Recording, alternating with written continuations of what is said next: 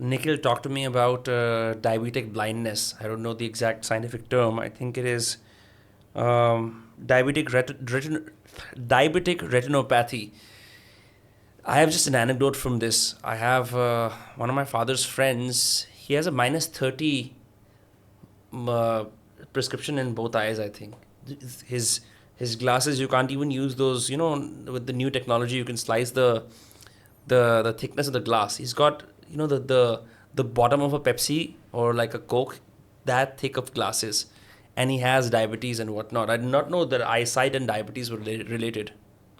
So a lot of people, rightly, associate diabetes with heart problems. The diabetes could lead to heart attacks. It could lead to, it could affect the kidneys and other organs. But what a lot of people don't know is that it can damage your eyes as well.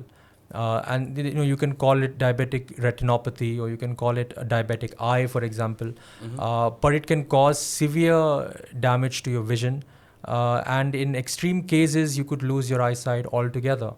So anyone who's diabetic needs to visit an eye doctor at least once a year, at least probably every 6 months if they already have a diagnosis of diabetes. And there's a lot of interventions that can happen thereafter. There are injections which one can use to protect the eyes from diabetes.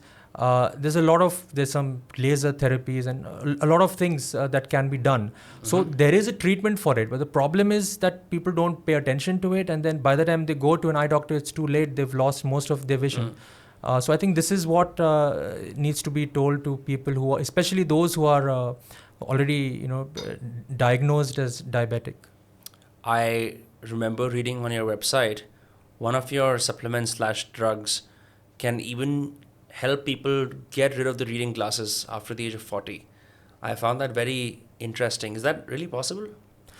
So, I mean, we recently got approval for a drug to treat presbyopia in adults in India. What is presbyopia? So presbyopia is a condition where you cannot see nearby things very easily.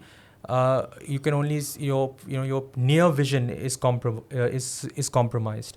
If you want to watch small segments of the podcast, subscribe to Dostcast Clips.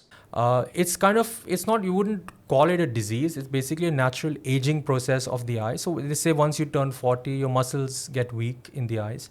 And that leads to a condition called presbyopia, for which, the standard treatment has been wearing reading glasses so that you can see near things better. There are also many other treatment options as well, like lasers and other surgical interventions as well. But we came out with a therapeutic option, eye drops, which could help in early presbyopia especially. You can't use it for an entire lifetime. But initially, when you get the problem, you could use it as an option. But it's a prescription option, and the doctor will decide whether you need these eye drops or whether you're not suitable for them, because not everyone is suitable for all eye drops. That decision needs to be made by an eye doctor, and that's very important. I think when this came out in the media, there was a massive media blitz, and it created a huge media hype. And everyone started to, say that, oh, well, maybe we don't need glasses and all of that. But that's not the case at all. It's just a therapeutic option. And the doctor will make the final decision whether these eye drops would help or not. Saying that, these eye drops have undergone clinical trials here in India. They've been approved through all the processes that I mentioned at the start. And I think treatments like these would actually pave the way for bigger innovation by Indian companies like ourselves in the eye care space. I think this is just the start. I mean, we're looking at treatments for myopia, we're looking at treatments for rare eye conditions, all indigenously formulated here in India, which is not even available in the West, for example. So this is just the start. I mean, yes, we do get excited about what we do, but what is to come, I think, is really exciting.